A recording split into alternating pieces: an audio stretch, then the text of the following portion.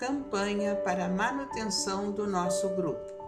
Participe acessando o nosso site. Olá, irmãos.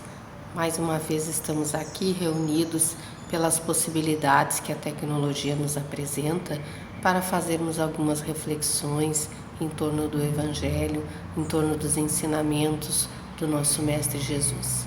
E nos cai por leitura o capítulo 9, que vai falar: bem-aventurados os que são brandos e pacíficos, no seu item 7, quando fala sobre a paciência. É uma mensagem de um espírito amigo, recebida em Havre, em 1862. A dor é uma bênção que Deus envia aos seus eleitos. Não vos aflijais, portanto, quando sofrerdes, mas, pelo contrário, bendizei a Deus Todo-Poderoso, que vos marcou com a dor neste mundo, para a glória no céu. Sede paciente, pois a paciência é também caridade, e deveis praticar a lei de caridade ensinada pelo Cristo, enviado de Deus. A caridade, que consiste em dar esmolas aos pobres, é a mais fácil de todas. Mas há uma bem mais penosa e, consequentemente, bem mais meritória, que é a de perdoar os que Deus colocou em nosso caminho, para serem os instrumentos de nossos sofrimentos e submeterem à prova a nossa paciência. A vida é difícil, bem o sei, constituindo-se de 1000 bagatelas que são como alfinetadas e acabam por nos ferir.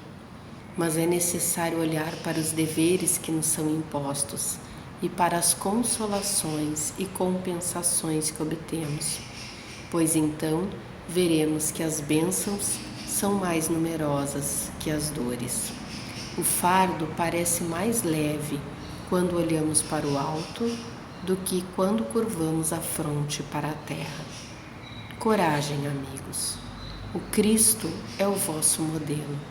Sofreu mais que qualquer um de vós, e nada tinham de que se acusar, enquanto tendes a espiar o vosso passado e de fortalecer-vos para o futuro.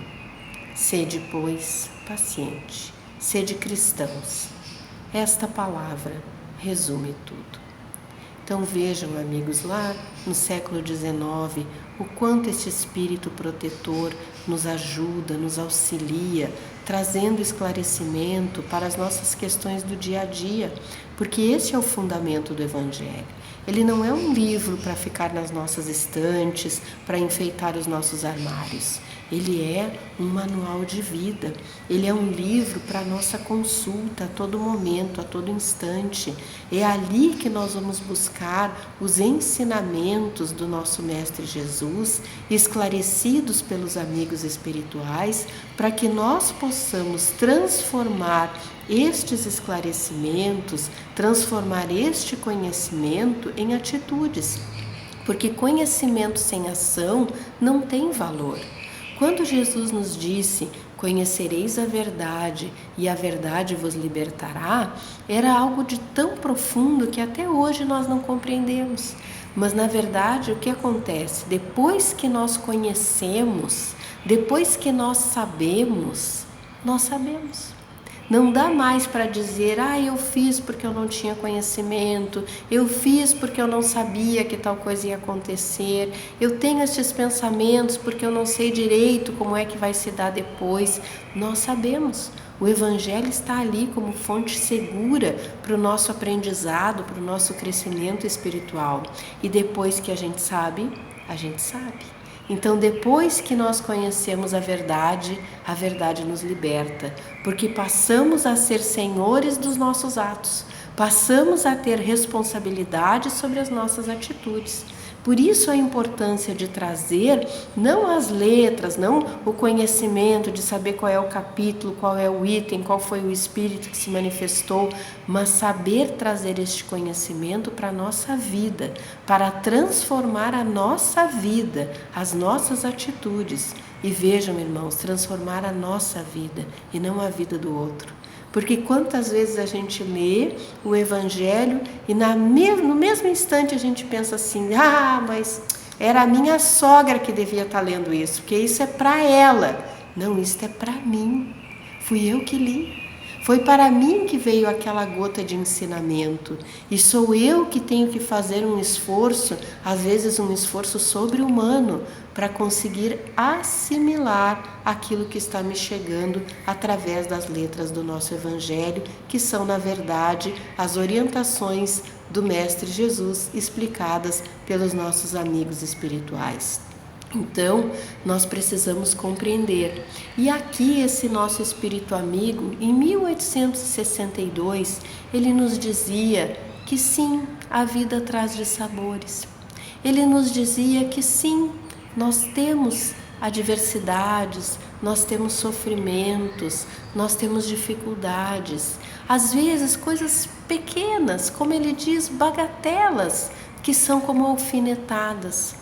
E 1000 alfinetadas ferem, doem. Então vejam, o nosso amigo, ele não diminui a dificuldade da nossa experiência terrena. Ele não diz, às vezes, num anseio de ajudar um amigo, naquela vontade de querer que ele se recupere de alguma dificuldade que está atravessando, a gente diz assim, não, mas isso não é nada, toca a vida para frente, isso que te aconteceu não é nada. Como não é nada? Se isso fez sofrer, se isso fez chorar, por mais que racionalmente a nossa intenção seja dizer ao nosso amigo que aquilo não pode ser motivo para a destruição dele, que nós devemos sim superar essas adversidades, a nossa forma de expressão tem que ser cuidadosa. Porque quando a gente está numa dificuldade e escuta uma coisa dessas, nós não nos sentimos animados, ao contrário, nós nos sentimos ofendidos. Como não é nada? Eu estou contando um problemão para ele e ele está dizendo que o meu problema não é nada? Então ele está fazendo um gesto de desprezo frente ao meu sentimento que eu estou expondo. Então muito cuidado com as palavras. Aquilo que o nosso irmão está passando e num momento de profunda confiança está nos contando, talvez seja um acontecimento que para a nossa experiência, para o nosso entendimento, é um acontecimento menor, é um acontecimento que não justifica uma dor tão grande para nós, para a nossa experiência de vida. Mas para o nosso irmão, aquilo é tão profundo que o faz sofrer. Aquilo é tão verdadeiro que o fez chorar. Então nós temos que ter um profundo respeito pelo sofrimento do nosso irmão. Mas este respeito, irmãos, não é colocá-lo mais para baixo ainda, dizer, realmente isso é um problemão, não tem saída mesmo. Então nós temos que encontrar o equilíbrio. Quando formos escutar um irmão, quando formos procurados por uma alma sofrida que vem nos contar das suas dificuldades, nos ligarmos a Deus e dizermos, Senhor, como eu posso ajudar a este irmão meu? Como eu posso ser um veículo da palavra certa que possa lhe acolher nesta hora? Porque qualquer coisa que eu diga para alguém que sofre, dói.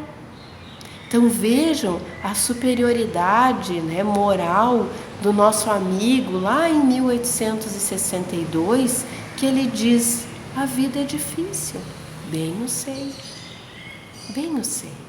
a vida tem dificuldades, que às vezes são coisas pequenas, mas um alfinete é uma coisa bem pequenininha, mas 1000 alfinetadas ferem, machucam.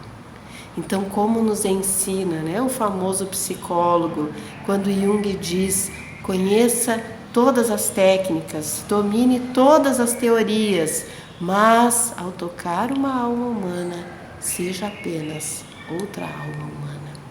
Então, dizer para o nosso irmão aquilo que nós gostaríamos de escutar, a vida é difícil, sim.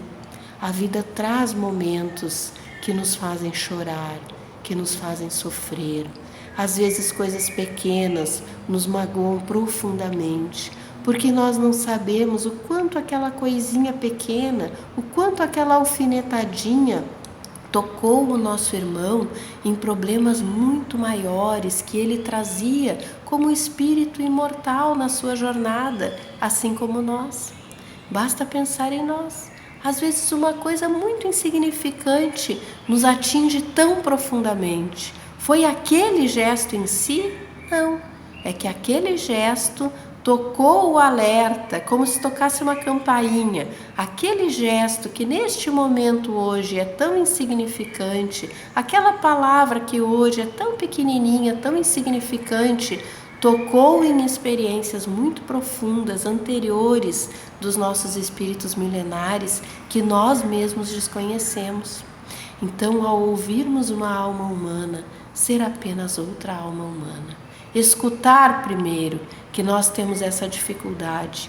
Quando uma pessoa começa a nos contar de uma experiência que para ela está sendo dolorosa, a gente já pula, mas isso não é nada. Tu tem que ver o que eu passei, e passamos a contar a nossa dificuldade. Mas agora era o momento dela. Então vamos apurar a nossa escuta, ouvir o nosso irmão, ouvir com verdade, ouvir com presença, escutá-lo realmente, não ficar maquinando assim, quando ele terminar de contar eu vou dizer que o meu problema é muito maior.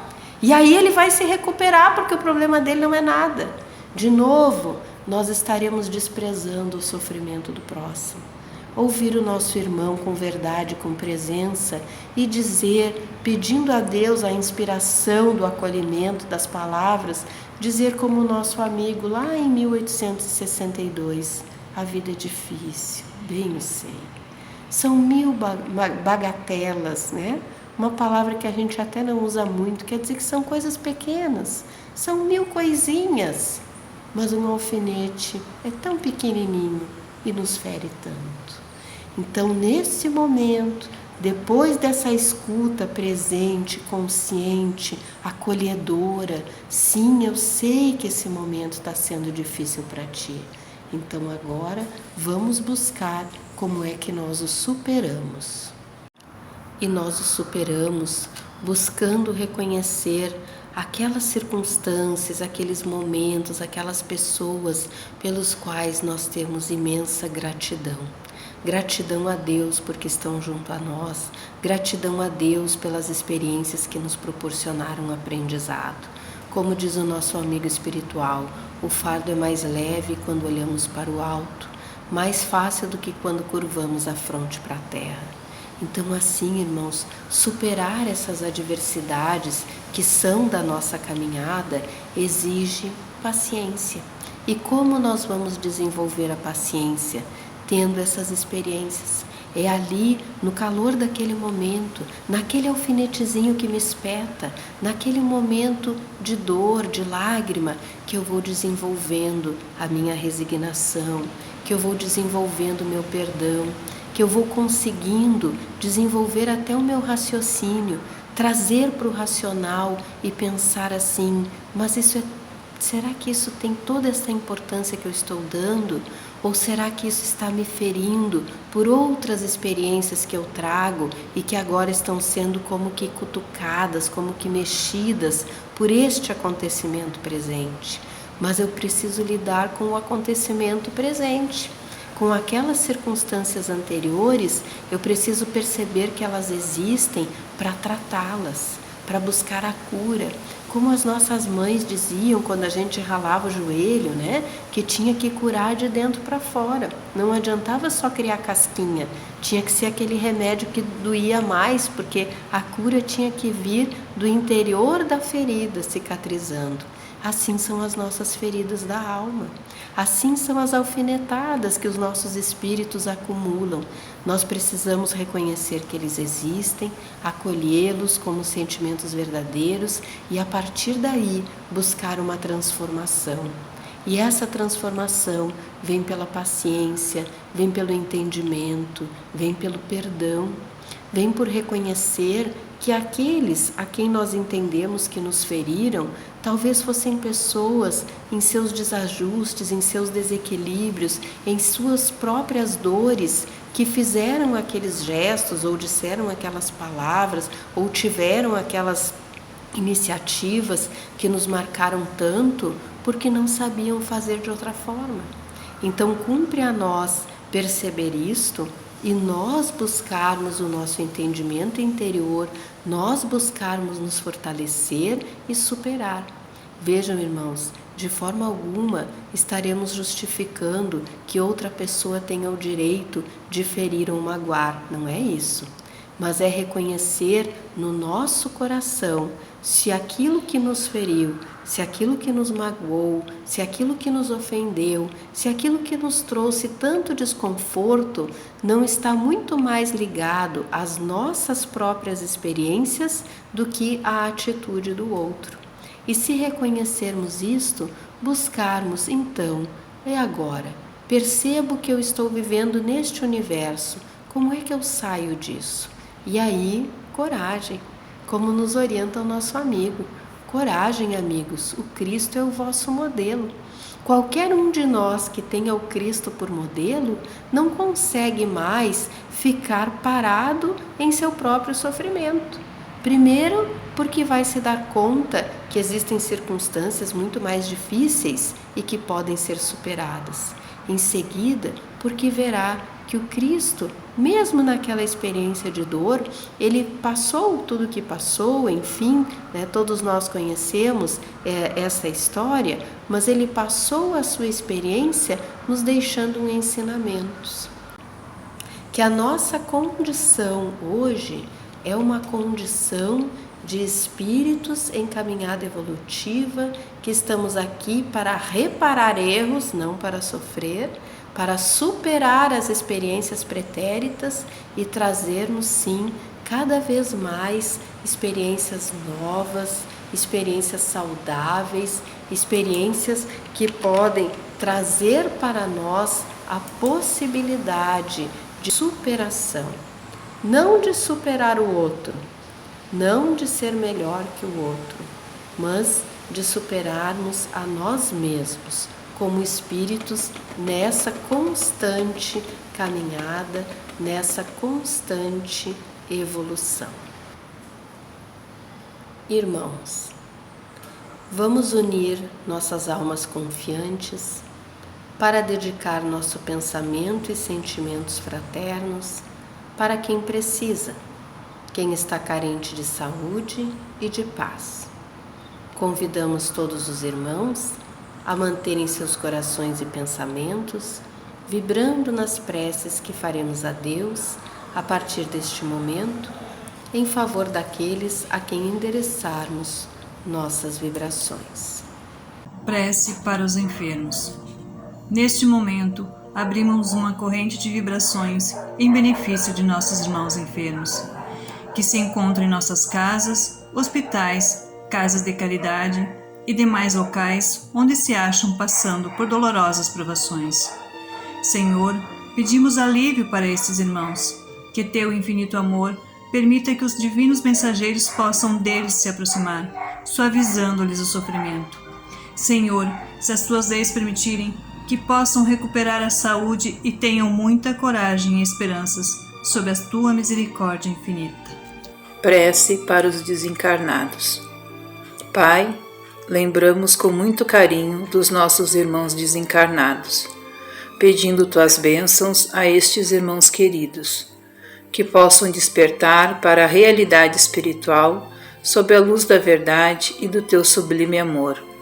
Que se esclareçam, se libertem de todas as perturbações, reanimem-se e progridam envolvidos na força da tua amorosa proteção.